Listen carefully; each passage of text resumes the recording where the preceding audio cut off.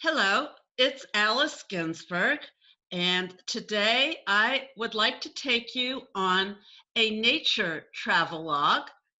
I would like to cover Antarctica.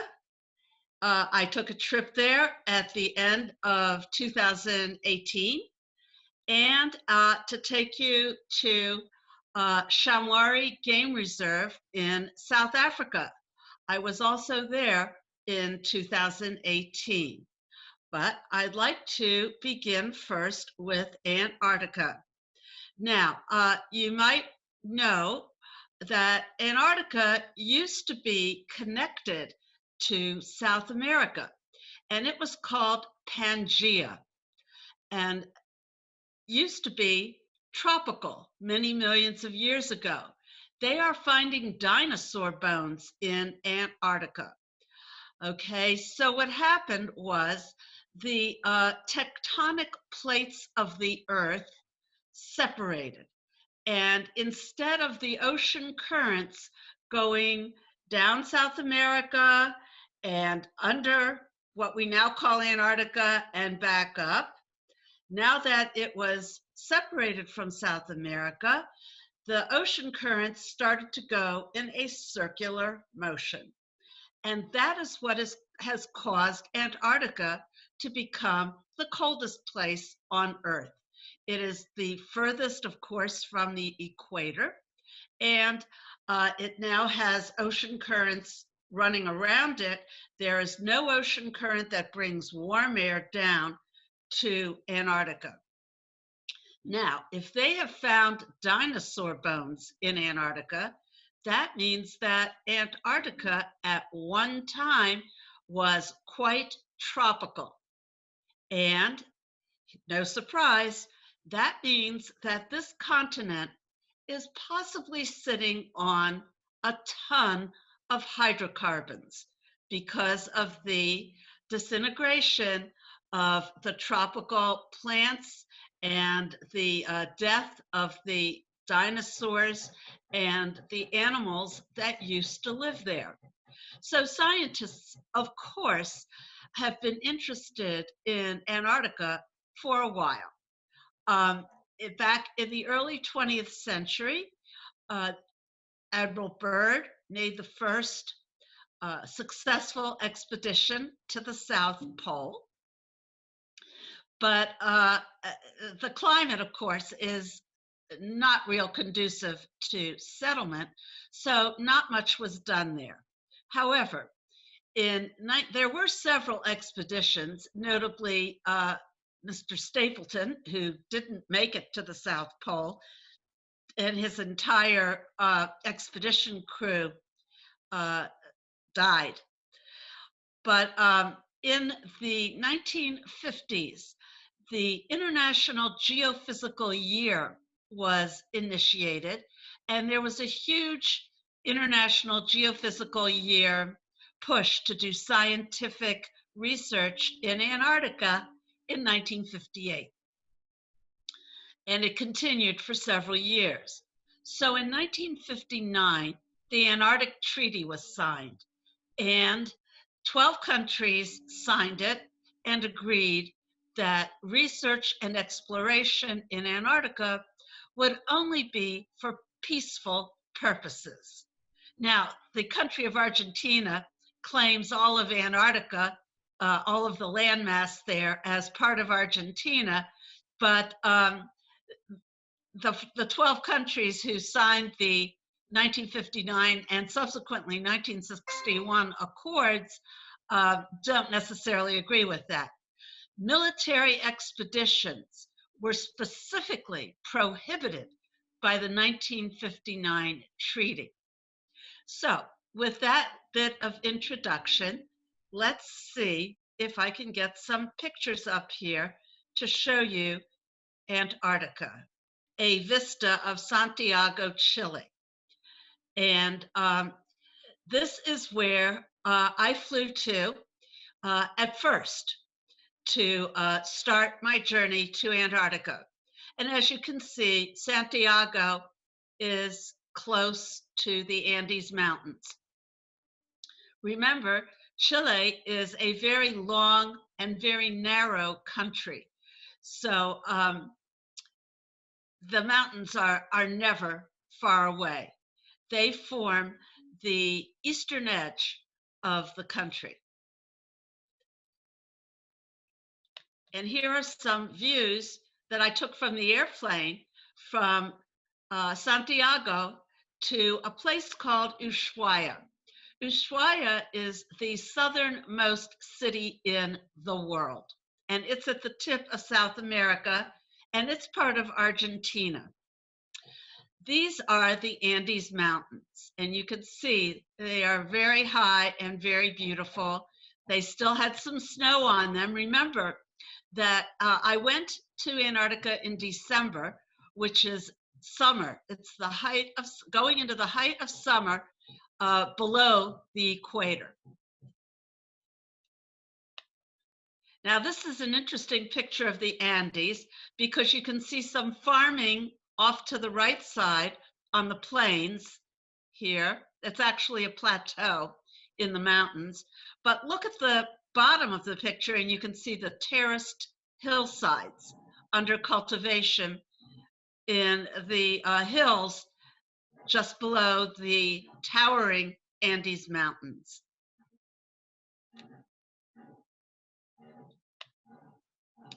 And here's a map of Antarctica.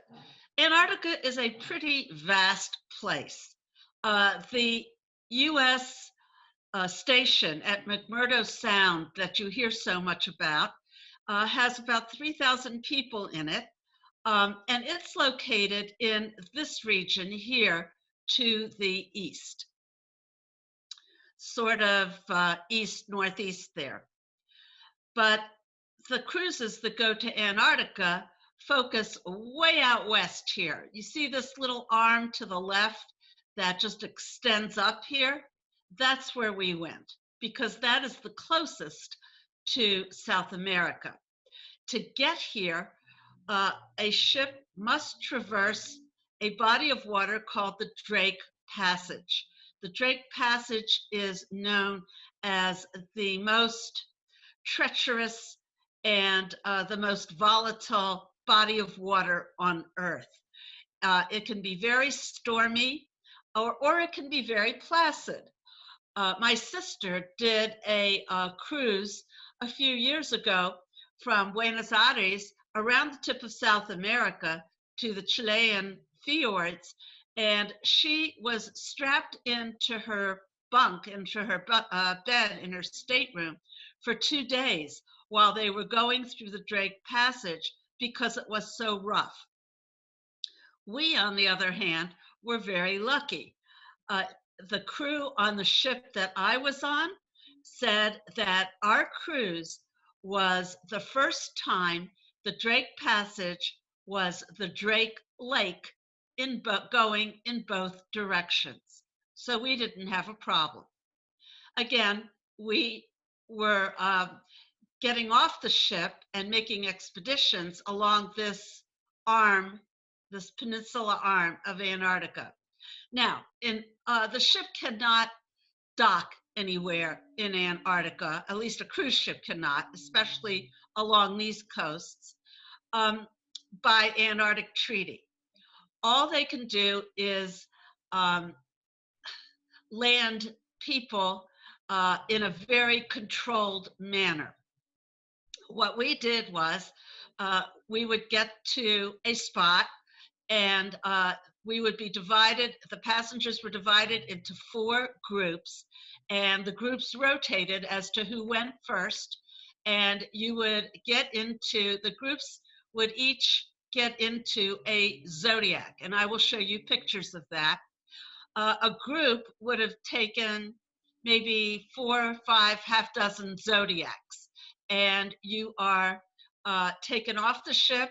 You have to put on your boots, your waterproof boots, and you have to walk through a sanitizing solution because they don't want to have anybody bring anything that would pollute or contaminate the continent.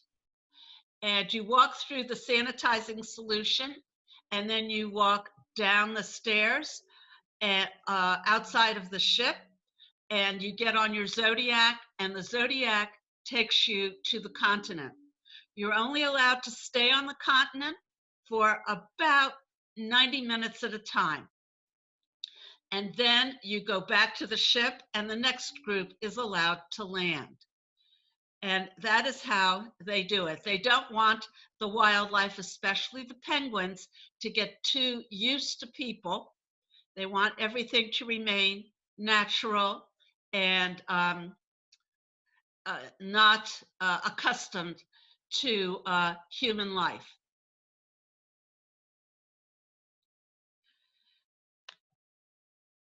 This is Ushuaia, and it's taken from the ship, and we are leaving the port city that is the southernmost city in the world. And these again are the Andes Mountains, and you can see they have some snow on them. And remember, as it was summertime, the temperature is around in the 40s, I would say, at sea level, at the lower elevations. And of course, because the snow is still there, it's much cooler at the higher elevations. Ushuaia used to be quite the sleepy town, and since cruises have started stopping there, both the cruises that go around South America and the cruises that go to Antarctica, it's become quite the bustling tourist town.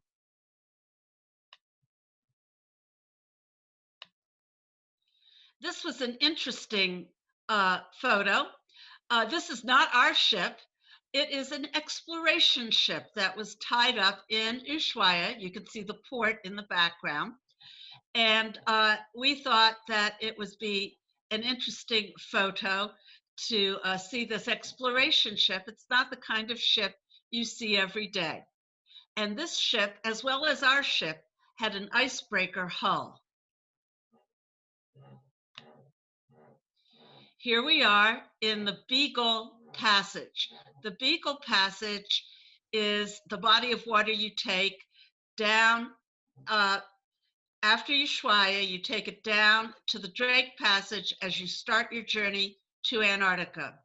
And the sunset was particularly beautiful. You could see the pink clouds and reflected in the pink water. I will tell you that the whole world was pink that evening.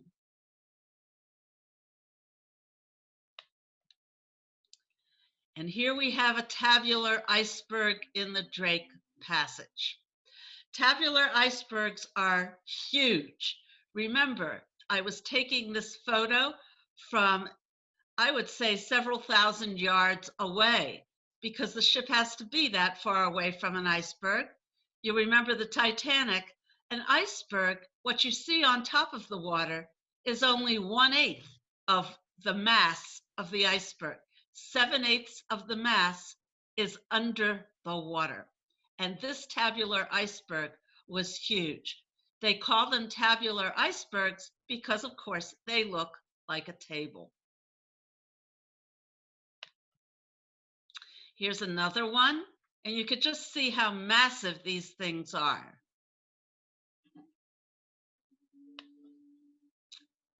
And another one. This one looks like a ship. The wind and the water tend to carve these icebergs into all sorts of interesting shapes. What you see in the background is the beginning of Antarctica. With it, this is the end of a glacier here.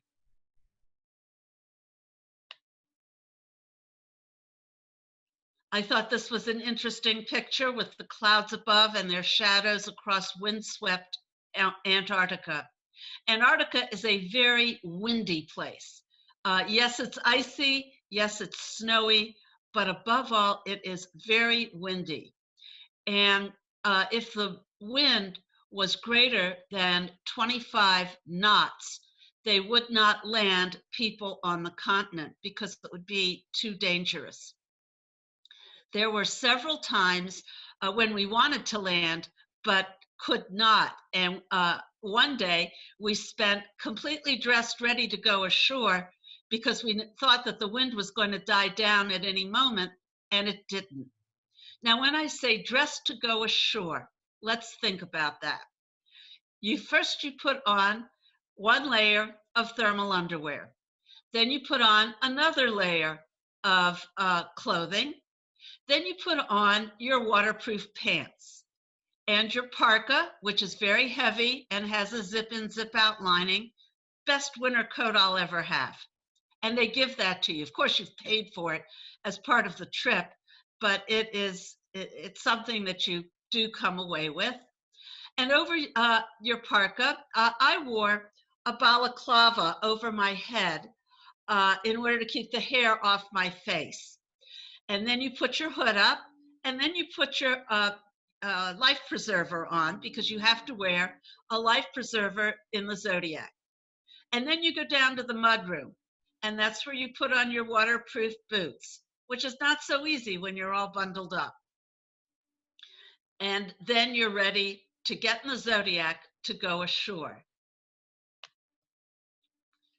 Another iceberg.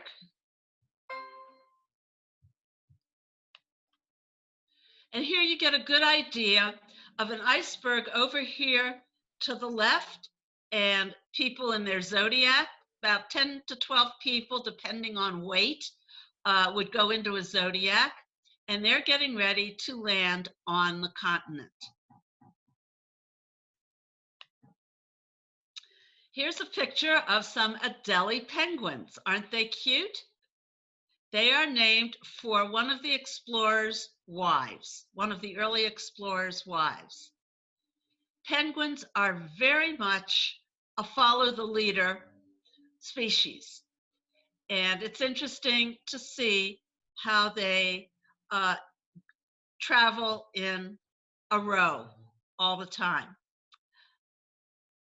I will also tell you that penguins are not an endangered species. Definitely not. But these are Adelies, and I'd like you to keep that in mind, because we're going to see two other species of penguin a little later on. And this is our ship, the Silver Cloud. And the Silver Cloud carries 250 passengers and 250 crews. So it carries 500 people. And it's a fairly sizable ship. It's very small by cruise ship standards, but it's a sizable ship. And here you see it. And here you can see an iceberg right here off in front of it, and off and back and to the front of it. And you can see just how huge these icebergs can be. You can also see a Zodiac here in the water at the base of the ship, and you can see the landing stairway, which is what you walk down in order to get into the Zodiac. Look just to the left of the Zodiac, that's in the water, and you'll see the stairway coming out of the ship.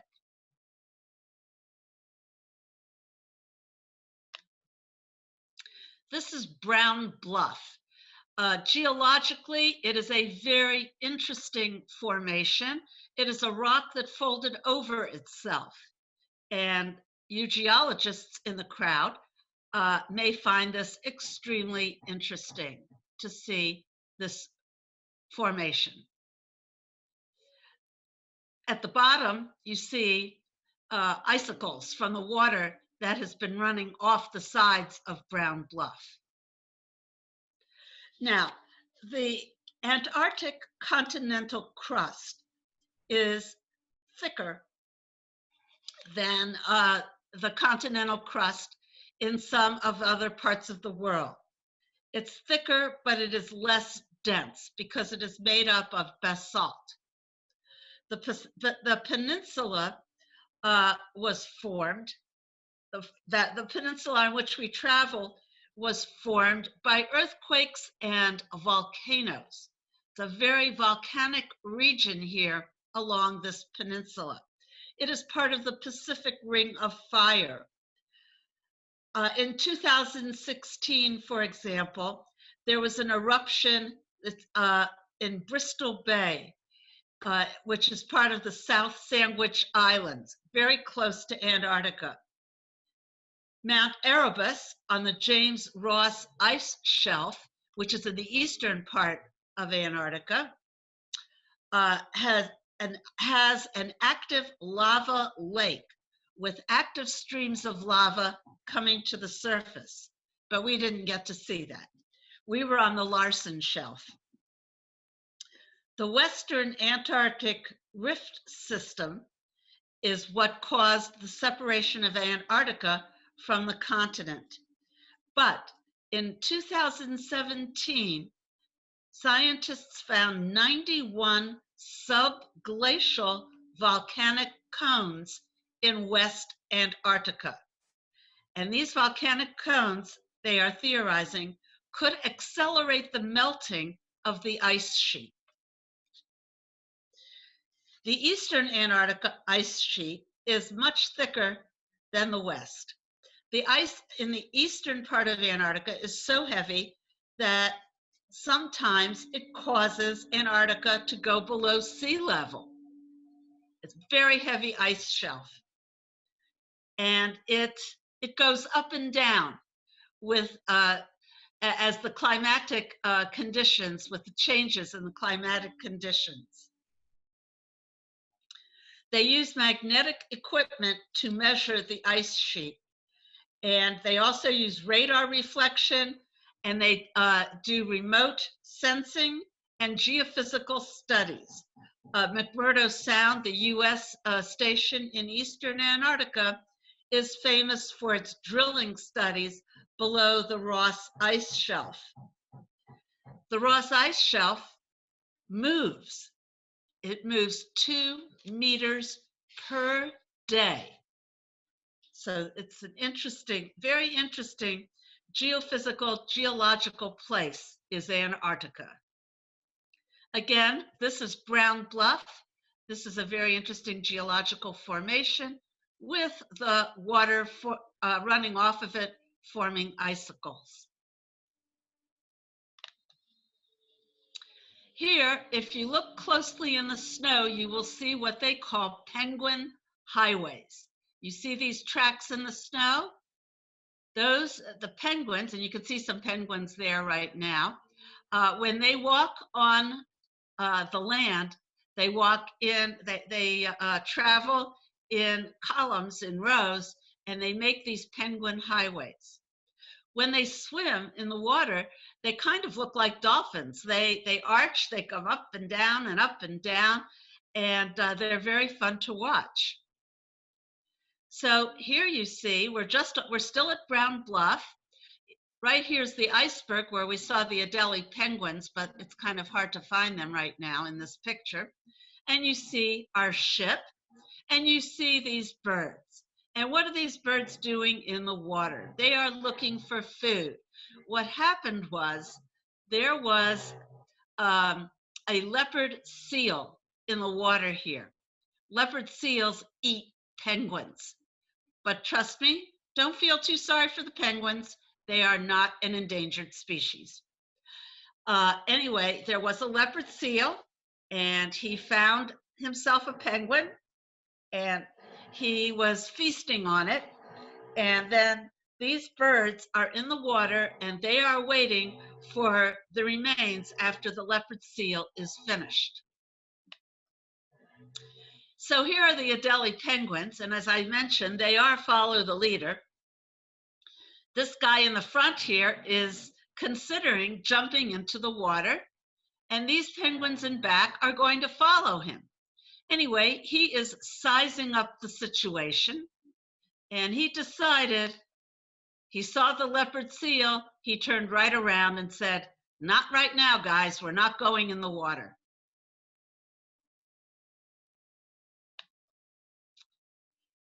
Here you see a glacier face. This is very interesting. Notice the crevasse, the crack here, and notice how blue it is. It is turquoise. Glacial ice is very, very dense, and it compresses the light in the ice, and therefore the ice looks blue. Some more tabular icebergs. Just imagine how huge they are if all you see is 1/8.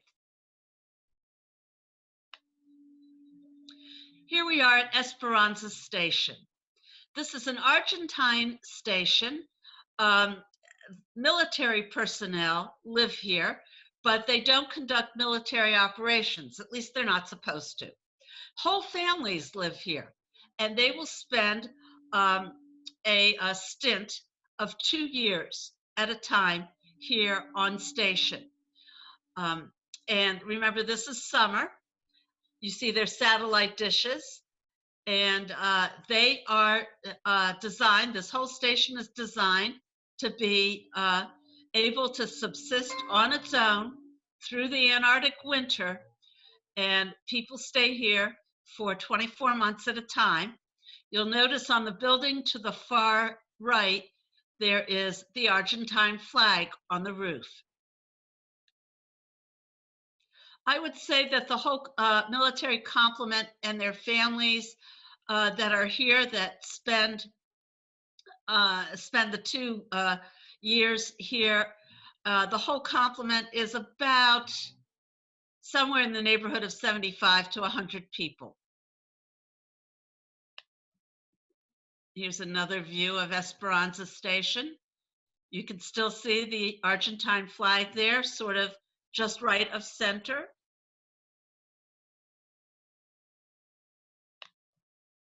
And here I am on the continent of Antarctica with my balaclava, with my headband, all bundled up in my parka. It was about in the upper 20s at this point in time.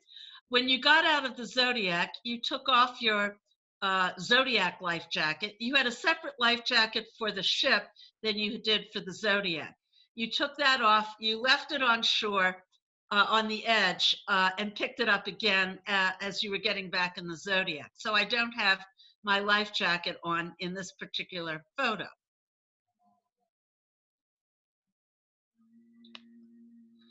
This is a plaque that is on a stone hut, which I will show you in a little while. There were 3 explorers who were coming to Antarctica in the early 1900s, and they ended up getting stuck in the ice. They could not get out. This would have been 1902, 1903. You see the 1903 mark here at the bottom. They were Norwegians, Andersen, Dews, and Grendon, and they spent 2 winters in this stone hut in Antarctica. They were the only human beings there until they were rescued by a ship, and the type of ship it's called a corvette, and that's a type of ship, and the name of the corvette was the Uruguay. These 3 men, 2 of them, by the way, after they got back, were certified to be insane because they had spent so much time alone, wondering if they were going to live. They had no food, they had no water, they had to use the resources. They had to try and catch penguins or fish, or and eat the snow for water. There was no wood, they could not make a fire. This building is one of the buildings at Esperanza Station, and every group that spends their 2-year stint here leaves a plaque to itself to commemorate the fact that they made it through 2 Antarctic winters. The conditions during the winter, as you might imagine, are quite harsh. So this is summer, and the snow is packed on the continent, but and there's an icy glaze on all of the snow. So when you walk, you sink down, I would say at least a foot, sometimes more, sometimes up to your mid-thigh in the snow. And that's the summertime. So you can imagine what things look like in the wintertime.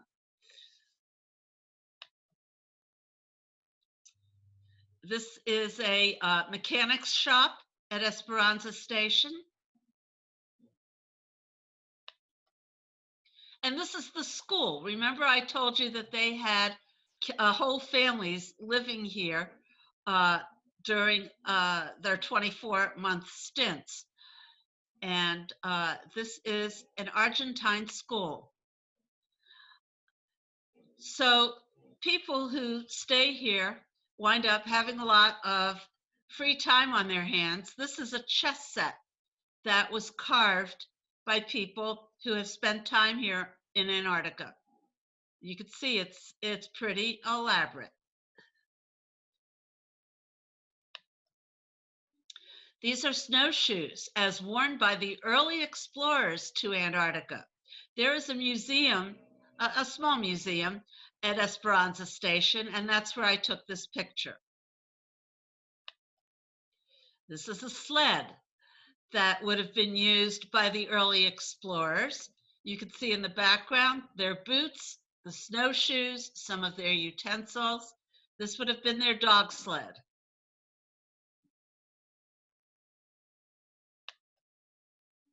Here's a picture of the three men. They wintered in what is now called Hope Bay because they were hoping to be rescued. These are the three men, Anderson, Drews, and Grendon, who wintered here for 2 winters and were finally rescued.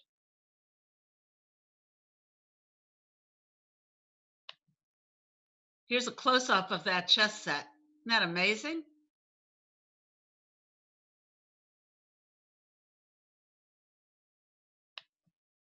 And here's the stone hut where those 3 men survived. You can see the plaque that I showed you earlier, and you can see what this stone hut looked like.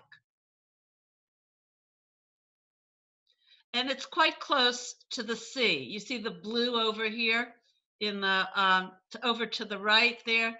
That's water of Hope Bay. They wanted to be close to the water. First of all, they didn't want to go too far inland. They were not sure what they were going to find. And they felt that if they stayed close to the water, they would have a chance at the penguins and the fish. They would also have a better chance of knowing if a rescue party had come for them. And here's my husband and myself, and we are standing here in front of Anderson, Grendon, and Drews's stone hut.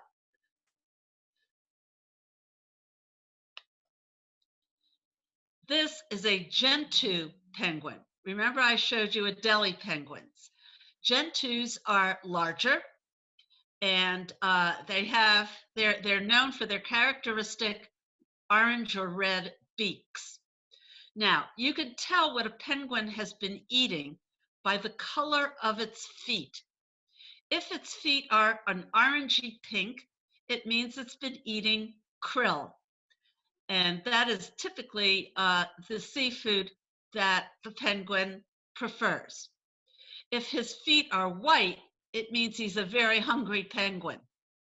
If his feet are black, that means he has been eating something other than krill.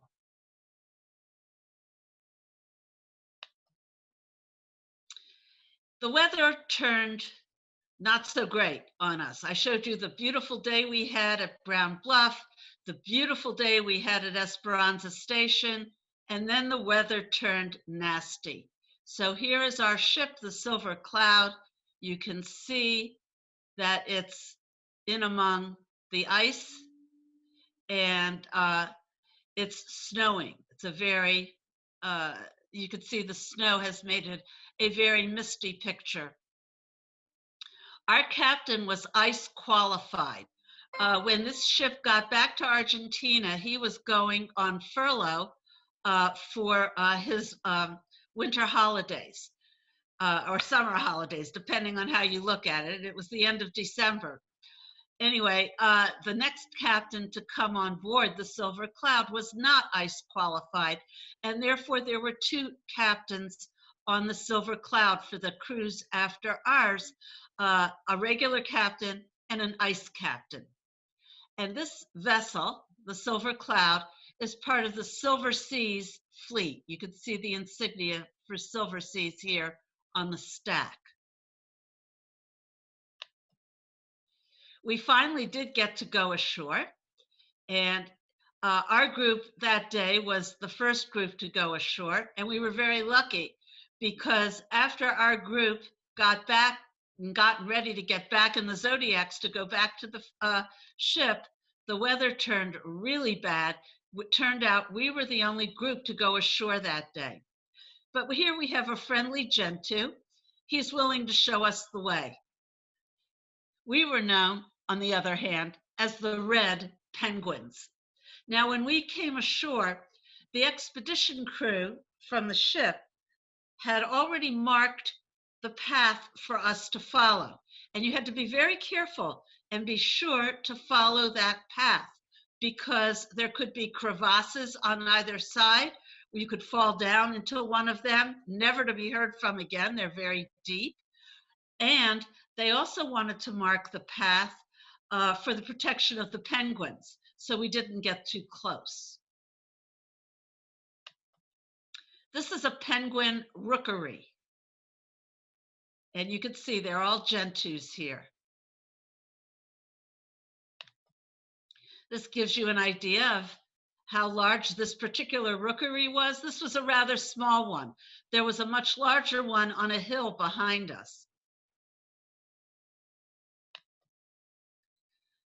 And here you have the snow, the crevasses, the glacier coming down to meet the beach. This gives you an idea about an iceberg. See what you see on top of the water? Now, look at what you see under the water. And you don't know how deep it goes.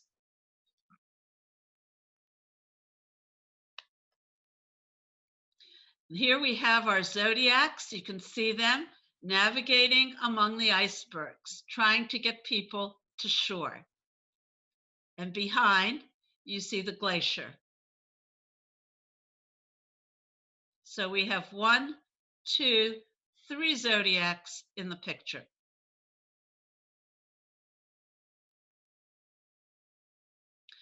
It looks like these Zodiacs are going back to the ship. They've just offloaded people on the continent, and it looks like they're going back to the ship to get the next load, is what this looks like, because they're empty at the moment. Now, by treaty, you are not allowed to take anything onto the continent to leave it there, and you are not allowed to take anything off the continent. And they screen you for this. You cannot take so much as a pebble off the continent. And this is because of the Antarctic Treaty. So if you're caught trying to bring something back from the continent, it's a very steep fine.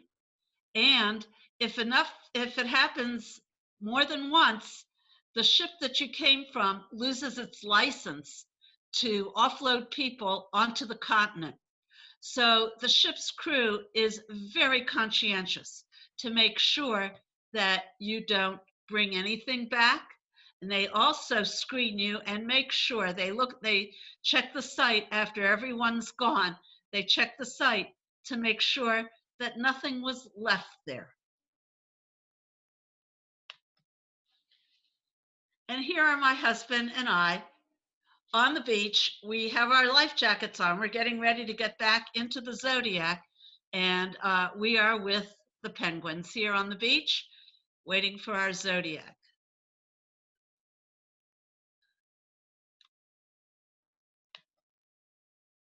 This is a good example of a penguin highway and a follow the leader type of arrangement.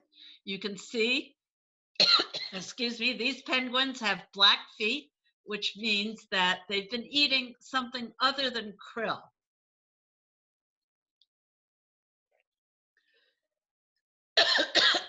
Excuse me. But it's a very good example They're coming down the hill from that larger penguin rookery, and they're heading to the sea to look for krill. And if they find some, their feet will be pink after they eat them.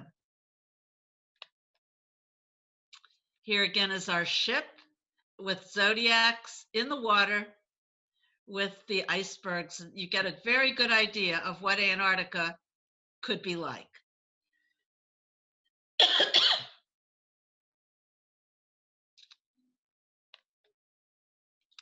It's an interesting picture. This bird is a skua. Skua eat penguin eggs, and that is what this skua is doing. It found an egg not being tended to particularly conscientiously by its parents, and it brought the egg to a different location, and now it's eating the egg. Penguins mate for life, and apparently these two mates were not really conscientious about guarding their eggs. This is nature.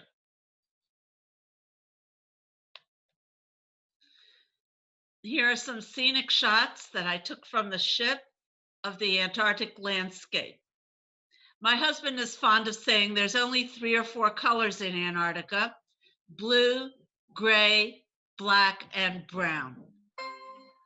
I would say the adjectives I would use to describe Antarctica are bleak and majestic and fascinating.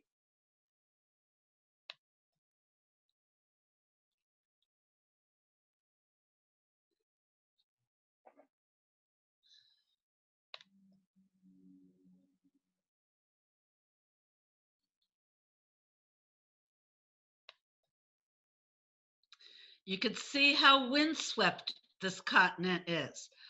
This white mist here is a mixture of snow and clouds.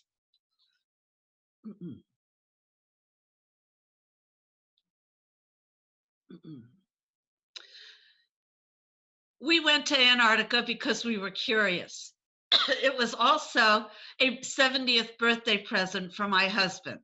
In his career, he had traveled all 6 continents, all 6 of the major continents.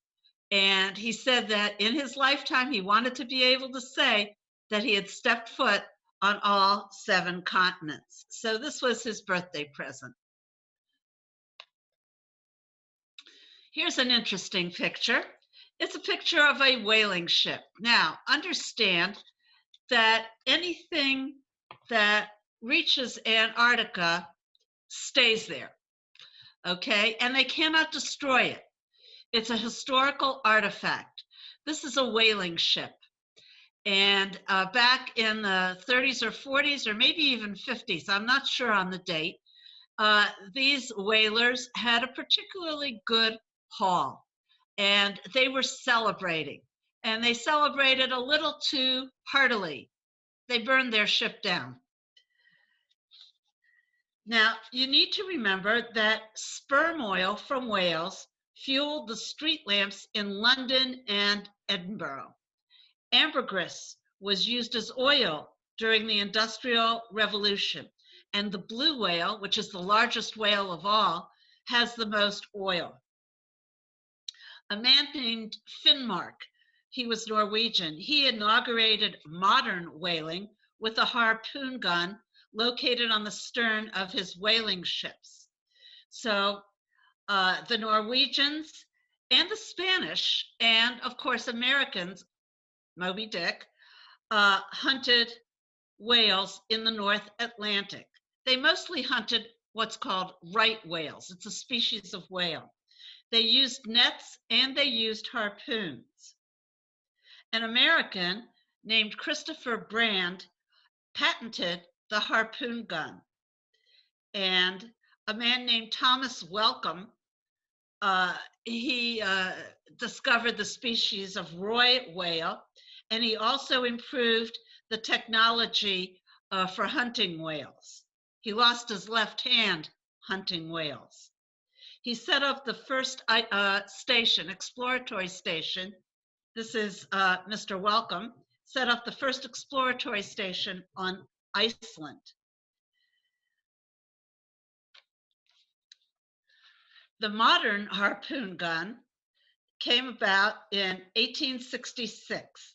A man named Sven Voyn was a seal hunter, and he used the gun that Christopher Brand and a man named Liliendahl had put together, and Mr. Voyn improved upon it. And he got exclusive whaling rights off of Norway, which he pursued in 1872 to 1880. In late 19th century, whaling was big business. 20,000 whales were harvested by Finnmark alone. In 1904, Norway prohibited whaling and people rioted. Whalers then left Norway, they went to Iceland, they went to the Shetland Islands and the Hebrides. They started to look for baleen right whales, and they went to Antarctica. And the price of baleen became very valuable at the turn of the 20th century. A Scotsman named William Bruce established the first meteorological station on the Larsen Shelf. And that is where we were when we went to Antarctica. And it was in 1903 when those three men were icebound at what is now Esperanza Station. So, since he was a Scotsman, William Bruce claimed British sovereignty and signed a land lease for his meteorological station on South Georgia Island, which is fairly close to Antarctica, but it's going eastward. We did not go to South Georgia Island. If you want to see the large emperor penguins, that's where you'll find them, on South Georgia Island. There were six stations on South Georgia Island after 1904. And as I said, whale oil, it was used in hydrogenation and whale oil, and for fuel, for fuel and for oil lamps, it was big business. In 1906, the British came in relative force to combat. They had regulations to combat the waste, because 60% of oil was wasted for want of being harvested from these baleen whales. And there was a lot of acrimony. The Norwegians were annoyed. Britain wound up claiming the Falkland Islands and all the land down to the South Pole. They engaged in a slaughter of humpback whales from 1910 to 1912. So whaling was big business. And here you have a whaling ship where the men were partying heartily and managed to set fire and burn the ship down. Here is what I think is one of the most interesting icebergs, with a little lake in the middle of it. The water, you could see underneath the water how the iceberg extends. And I thought this was a very interesting formation. Over here in the back, looking back of the iceberg, and you'll see a brownish blotch. That is the face of the glacier. Here's the glacier up close. Over to the lower left, you see the brownish blotch. Here you see the crevasses in the glacier, the deep cracks, the striations of the glacier from the high and low tides of the sea. You do not want to get caught in one of these crevasses, trust me. And then the weather turned nasty once again. And here you could see it is starting to snow. and the penguins are on this rocky island, and the water, high tide is starting to wash over these rocks. My husband and I were in a Zodiac at this time, just the two of us with a professional photographer. We had arranged to go on a photographic expedition by ourselves at this particular stop. And our Zodiac got lost in a whiteout, and our friendly photographer was able to use GPS in order to find the ship to get us back. You can see how nasty the weather is getting. Snowing quite heavily. These are Gentoo penguins. It's hard to see in the snow, but they have their orange beaks. Look at that. I started to get snow on the lens of my camera, and I was able to get shots of icebergs through a misty blue snow lens.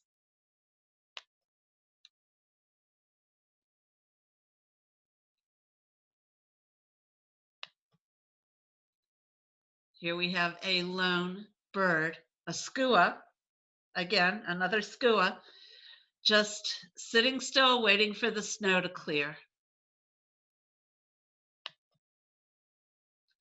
Another picture of the Glacier Face.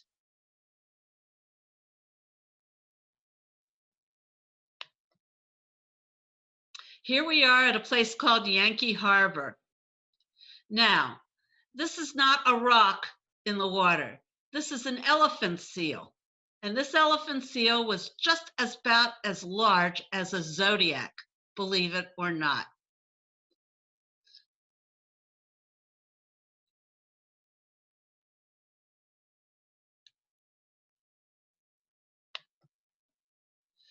Here we have some Waddell seals. They're snoozing on the beach, and a Gentoo penguin is just walking around, checking out the landscape.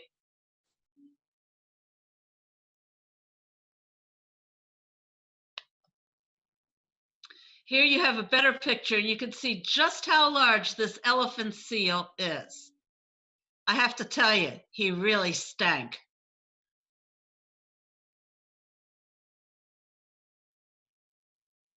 Penguins are fairly odoriferous as well when they're in a large group.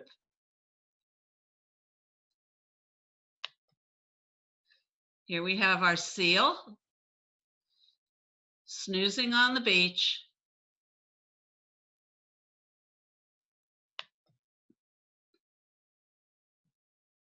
Here's the landscape across the bay from Yankee Harbor.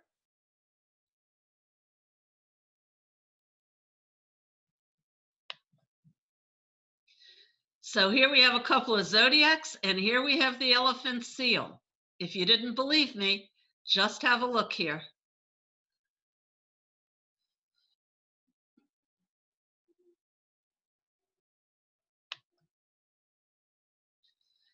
This gives you an idea of how high this Glacier Face is. This is our ship. Here's the Glacier Face.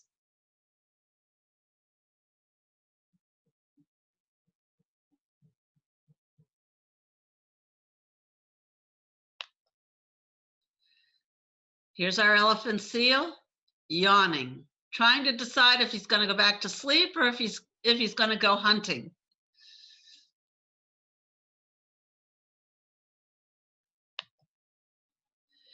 Now, this craft, the sailboat, was from Malta. And as you can see, it's not very large. I don't think they're explorers. I think they're just tourists. I was amazed to see a sailboat. I'm sure it has, mechanical engines and so forth. But I was amazed to see a sailboat from Malta here in Antarctica. But here he is in Yankee Harbor.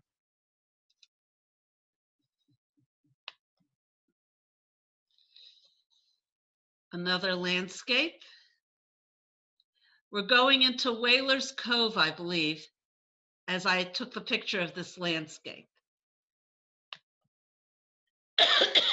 Yes. So this is the entrance to Whalers Cove, and the ship had to navigate between these two rock formations. You can see here in the center of the picture, you can see where the water goes between these two rock formations.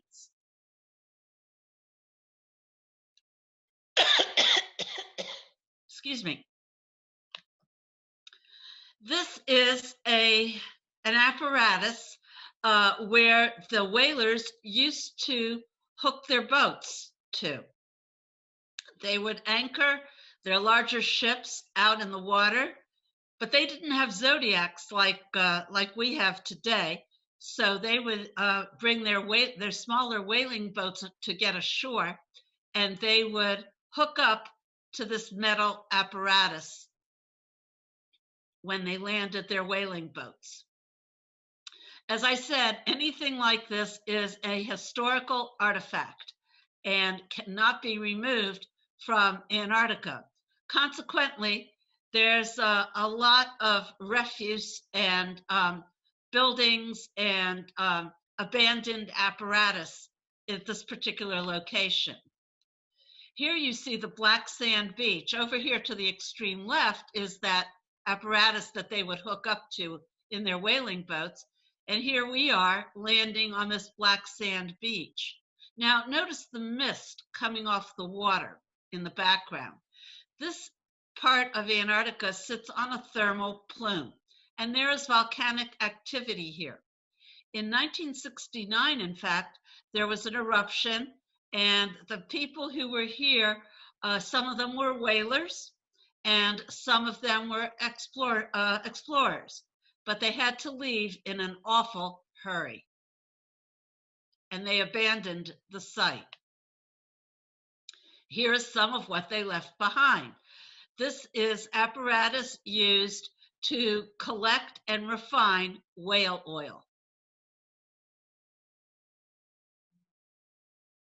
They would collect it, they would refine it, and then they would store it in these tanks off to the left.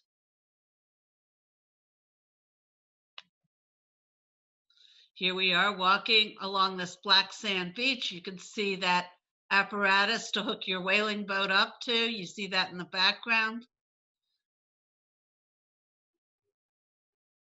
So the sand on this beach is black from volcanic eruption. Here are the whale oil tanks. Off to the left, you can see some of the buildings. This was a settlement of sorts because the people who were collecting and refining and storing the whale oil needed a place to stay while they were doing it. And in the early 19th century and in the early 20th century and mid 20th century, and in 1969, these buildings were inhabited. Here you see some more of the buildings and some more of the storage tanks. It's a little bit of an up close there. This is a Chinstrap penguin, and they are very elusive. I was very lucky to get this picture. You see the black line under his chin and going up to his eye? That is his chin strap. It's called a Chinstrap penguin.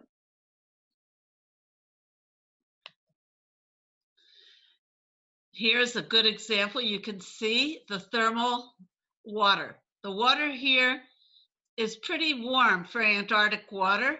It's only about in the 20s. It's 20 degrees Fahrenheit, this water. The rest of it, when you're not close to a thermal plume, is much colder, but it doesn't freeze because it's always moving. It's also denser because remember, a lot of it comes from the glaciers.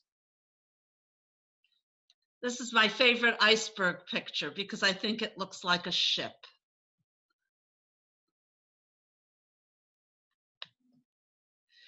And when we were in the whiteout and it was snowing so hard, this is what the crew did while we were trying to get back from the shore. They built a snowman and these penguins and ducks from the snow by the swimming pool. Here you see the zodiacs as they were coming back, going back and forth to get people and how snowy they are. And this is our return from Antarctica. This is the wake of the Silver Cloud. This is a sailboat from Malta. And off in the distance is the entrance to the Beagle Channel. And that's how you go down the Beagle Channel and across the Drake Passage to Antarctica. And that is my final slide from Antarctica. Now, I am going to take you to another place on the globe, the Shamwari Game Reserve. So give me a minute while I try to get this up. Give me just a second here.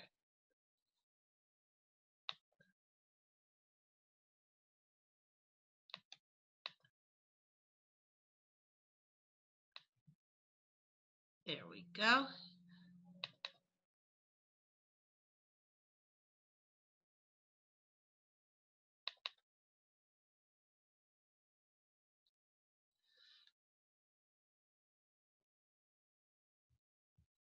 Okay, let's see if I can get this up here. Just give me a moment, please.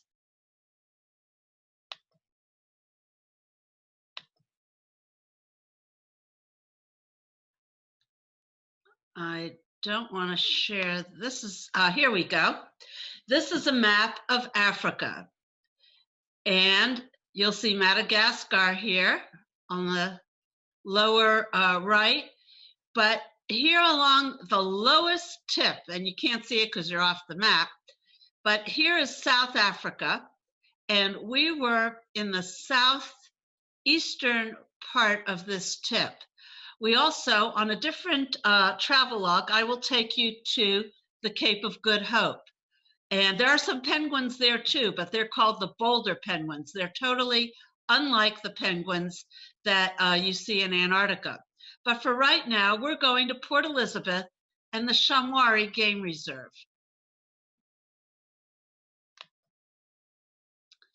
And there we go. Here we are among the giraffes. We have your giraffe family trotting off into the trees, going after their evening meal. Now, when we got to Shamwari, we were separated into groups. This was not the same trip as the one to Antarctica. This was a different trip, but the same concept. And there were about, let's see, 28 people on this safari.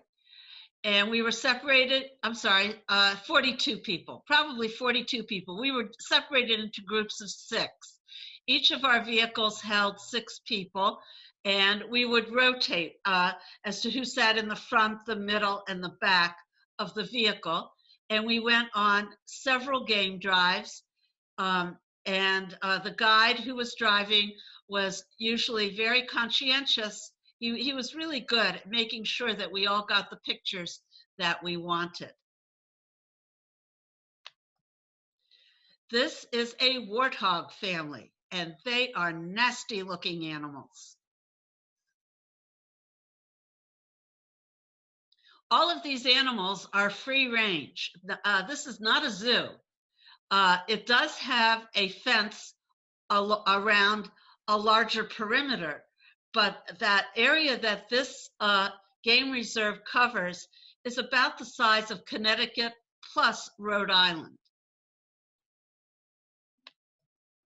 This was our guide. His name was Abel, and here he is looking for animal tracks.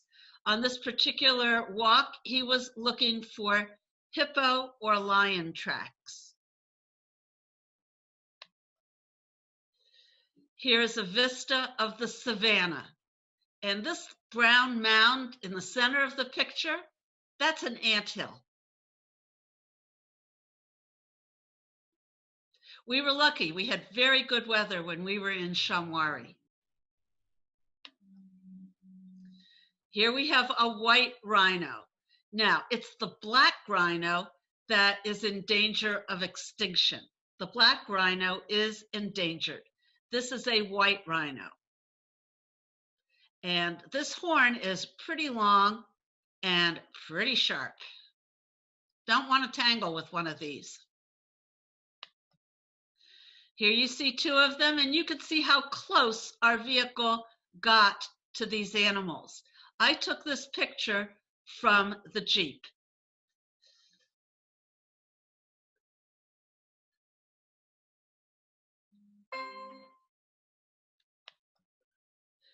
This is a photo of the savannah at sunset. It's really very beautiful.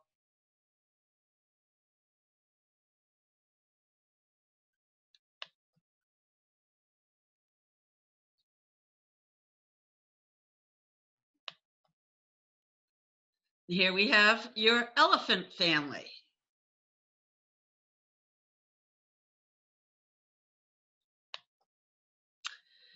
Before we set out on any game drive, Abel always checked his rifle to make sure that it was loaded and working. I asked him if he'd ever fired it. He said he had fired it a couple of times to scare an animal, but he had never had to shoot an animal.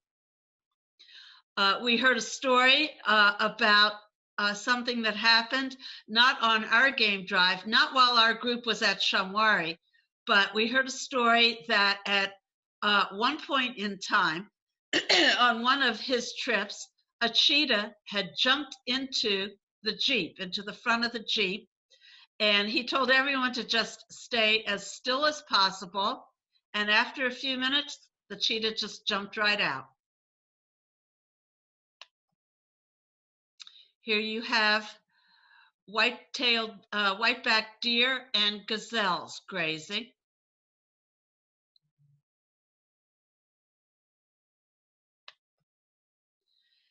This was taken in the early morning. This is a pride of lions. There were about, I would say, 8 lions.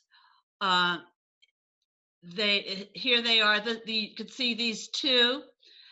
There were about 5 or 6 other ones in the bush, up the hill, and over to the right. And they were all separate. They're all kind of casing the landscape, looking for possible prey. Would have been about 6:30, 7 o'clock in the morning. The animals are most active in the early morning and early evening. Here we have a lion cub. We watched him try to go after a warthog. He tried and he missed. And then Mama came trotting over to him to offer instruction on how to be more successful the next time out. And here's Daddy. When I saw this lion, I said to Abel, the guide, I said, I feel like I'm in Disney World. And, you know, I'm in Adventureland here. And he said to me, well, I said, he doesn't look real. He said, well, you can get down and check, but I'm not going to. This is his mate. And we watched her. We didn't know she was there. We couldn't see her. And we saw a family of warthogs. And they were moving off in front of our Jeep. And she came running out of the bush at about 40 miles an hour. I kid you not. And she killed this warthog in front of us. It was not 50 yards from our Jeep. We were very fortunate to see a live kill. We heard the squeal. She jumped him, she twisted his neck, and that was the end of the warthog. He was a straggler. The warthog mother moved the 3 other kids in the family. She moved them off very quickly. She disappeared in the blink of an eye. And here we have the lioness feasting on her kill. This is nature. And here is her mate. He's waiting for her. She gets to eat first because she made the kill. And then after a while, she moved off and he moved over and finished the warthog. This was just a baby warthog. This kill was really just a snack. But we were so close to her as we watched her eat this warthog, we could hear the cracking of the bones as she feasted.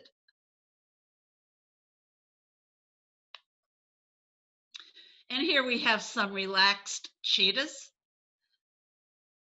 They've obviously found something to eat and they're fat, dumb, and happy, and they're getting ready to snooze.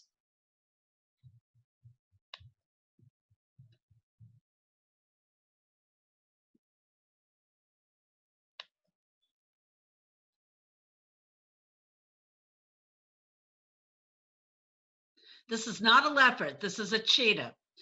We were not fortunate enough to see a leopard. Leopards are extremely elusive, and they were the only one of the big 5 that we did not get to see. Here we have those warthogs again.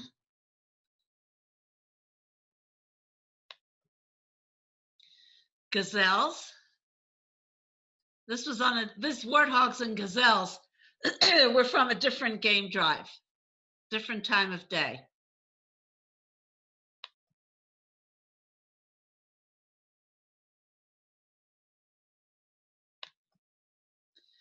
Here we have a male elephant chomping away at the bush. I was so close to him, I could have touched him, but of course I didn't.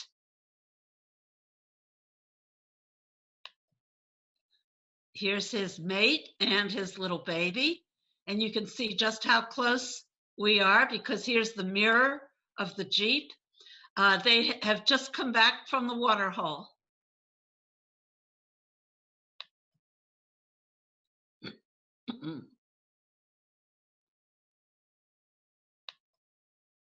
This is a baby Cape buffalo.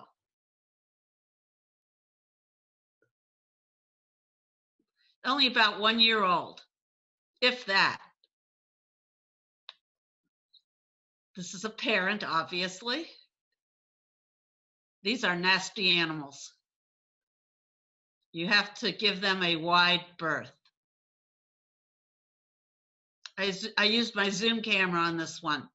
By the way, the photo that I took of that male lion, I could have jumped down from the Jeep and gone up and shaken his paw. That's how close I was. This particular photo, I had to use my zoom lens. You could see the Jeep. This is not our Jeep. This is a different Jeep. We're giving this herd a wide berth.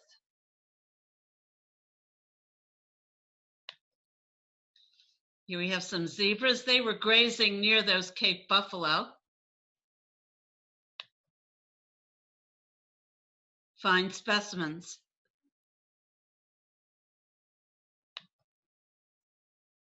This was on a morning game drive, and we see a herd of white rhino.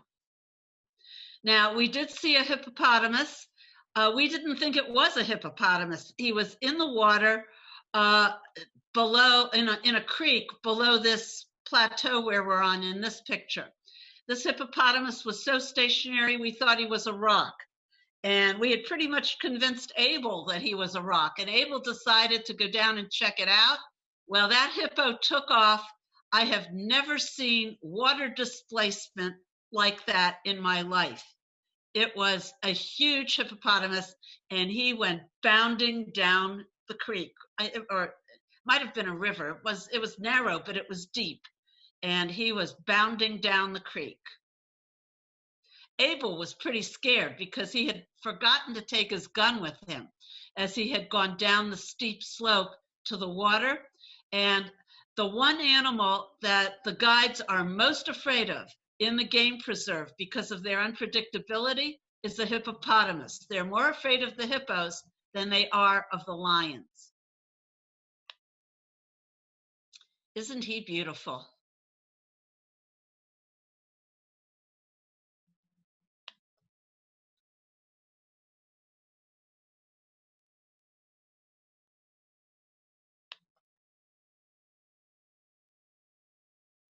These are gazelles.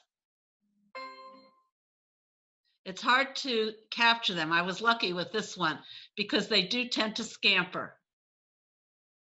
And here's a young one. You can see his horns are just starting, and they're still sort of felt covered. So that's how you know he's young. Here we have another herd of giraffes. This guy was a monster. He was huge.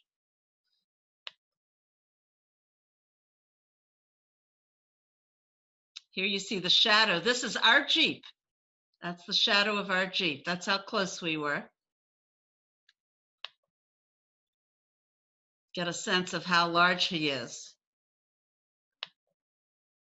Look at that guy. Now there's a specimen.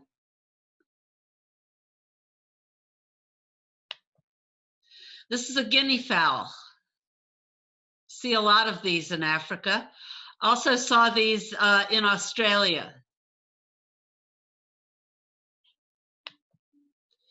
And here we have zebras at the watering hole.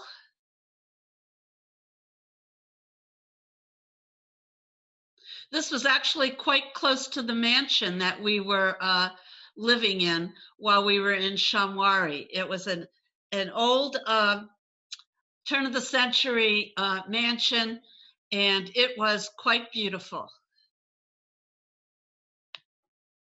Here we have the zebras and the warthogs coming to drink.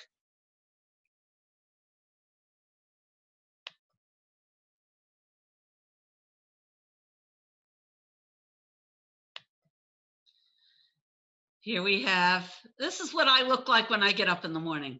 How's that? This is our friendly cheetah, yawning and getting ready to snooze. And on that note, we are going to leave Shamwari, and I hope you have enjoyed this nature travelogue. Thank you very much.